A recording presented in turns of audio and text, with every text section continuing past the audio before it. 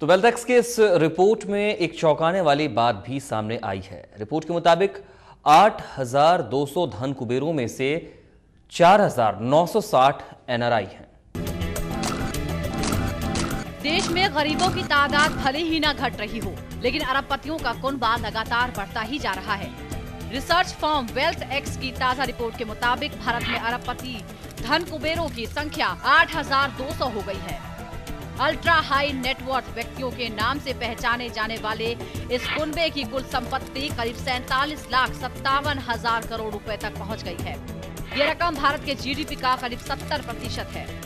साल 2010-11 में जीडीपी का आंकड़ा 78.77 लाख करोड़ रुपए था। अंतर्राष्ट्रीय स्तर पर संपत्तियों का आकलन और अध्ययन करने वाली फर्म वेल्थएक्स के सर्वे के अनुसार भारत में रोज नए करोड़पति बन रहे हैं।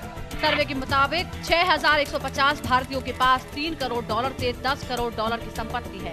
वहीं करीब 900 भारतीयों के पास $10 करोड़ से $20 करोड़ की संपत्ति है। $20 करोड़ से $50 करोड़ के बीच करीब 880 भारतीय हैं। वहीं $50 करोड़ से $99 करोड़ की संपत्ति वाले भारतीयों की संख्या 160 है।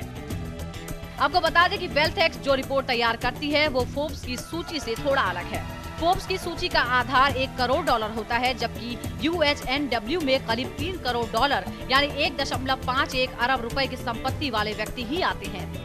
एशिया पैसिफिक देशों की बात करें तो UNHW जनसंख्या के मामले में 13,000 धन कुबेरों के साथ जापान नंबर 1 पर है। वहीं चीन 11,475 धन कुबेरों के साथ नंबर 2 पर है, जबकि भारत को इस सूची में 8,200 धन कुबेरों के साथ तीसरा स्थान मिला है। हालांकि इस रिपोर्ट में एक बात चौंकाने वाली ये भी सामने आई है कि जिन 8,200 लोगों के पास देश की 2/3 संपत्ति है, उनमें से करीब आधे लोग एनआरआई हैं।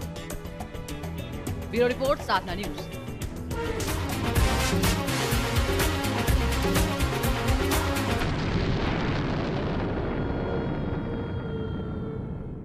तो ये भी एक बहुत महत्वपूर्ण आंकड़ा है, बहुत महत्वपूर्ण तथ्य है कि देखिए देश का ही पैसा है, लेकिन ये बेशक बाहर है और अगर इसका उपयोग यहां होता तो शायद तस्वीर कुछ और होती। खैर, इस चर्चा में हम और आगे बढ़ते हैं, रुक करते हैं हमारे ग्रुप एडिटर का।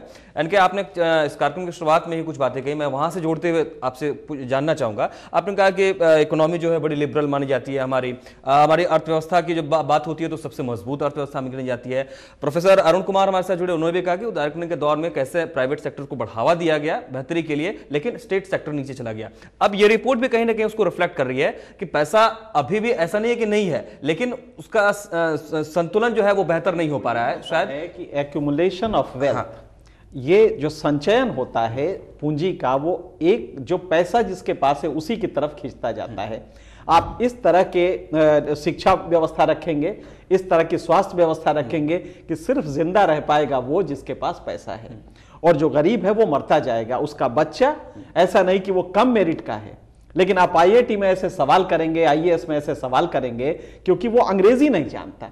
अंग्रेजी जानने के लिए आपको बहुत महंगे अंग्रेजी स्कूल में पढ़ना पड़ता है, क्योंकि अंग्रेजी के जो वो लफ्ज यूज करते हैं, मैं इसके बारे में बहुत ही प्रचलित वो है कि लोअर लेवल के, लोअर स्ट्राटा के लोग क्यों नहीं आ पाते हैं आईआईटी में, क्योंकि उसके सवालात अंग्रेजी में होते हैं और अंग्रेजी के लफ्ज वो बच्चा नहीं जानता है। तो आपने शिक्षा को खत्म कर दिया, गरीब आदमी ऊपर के वर्ग में आ नहीं पाएगा। दूसरा, आपने स्वास्थ्य को इतना महंगा कर दिया कि अब अभी आपने जो WHO की रिपोर्ट आई है उसमें हर साल 4 करोड़ आदमी इतना पैसा स्वास्थ्य में खर्चा करना पड़ता है कि बीमारी के बाद वो पॉवर्टी लाइन के नीचे आ जाता है। 4 करोड़ आदमी, एक यूरोप का बड़ा से बड़ा देश जो होता है उसकी आबादी 4 करोड़ होती है, एक पूरा देश हमारा पॉवर्टी लाइन के नीचे चला जाता है। तो ये व्यवस्था इतनी फॉल्टी है, अर्थव्यवस्था, जिसको डॉक्टर मनमोहन सिंह और यहाँ की सरकार कसीदे काट रही है कि बहुत अच्छा हमारा जीडीपी हो गया। हो ये रहा है कि दिल्ली में मॉल्स बन रहे हैं, पटना में मॉल्स बन रहे हैं, लखनऊ में मॉल्स बन रहे हैं, और इसको कहा जा रहा है कि ये विकास है। सड़कें बन रही हैं लखनऊ, दिल्ली और हैदराबाद में, इसको कहा जा रहा है ये विकास है। गांव में आज पेट में डालने के लिए अनाज नहीं है, गरीब होता जा रहा है, अभाव की जिंदगी जी रहा है। यह आपके लिए कोई, क्योंकि आपका जीडीपी जब करता है तो जीडीपी में विजय माल्या की शराब का जो बिजनेस है वो भी उतना ही प्रखर होगा। उसी तरह से अगर आपका ट्रैफिक जाम हो गया है कहीं पे, क्योंकि आपने सड़क मैनेज नहीं किया है, पतली सड़कें हैं, तो ट्रैफिक जाम हो गया है, तो आपकी जीडीपी में क्योंकि पेट्रोल ज्यादा लगेगा, गाड़ियां खड़ी रहेंगी, तो ये जीडीपी में आ जाएगा। तो दोषपूर्ण व्यवस्था है और जितनी जल्दी इससे निजात पाया जाए, सुधार की क्या गुंजाइश नजर आती है? नहीं, मुझे नहीं लग रही है। और जब तक, क्योंकि असंतोष जबरदस्त है और शायद सरकार को नहीं समझ में आ रहा है कि यह असंतोष जिस दिन फूटेगा उस दिन एक बड़ी क्रांति हो सकती है। हम आगाह कर रहे हैं सरकार को कि जिस दिन यह असंतोष अभाव का फूटेगा उस दिन आपके मॉल ये रोक नहीं पाएंगे और ये मिस्र का एक उदाहरण बन जाएगा, भारत भी। सरकार को सतर्क रहना चाहिए।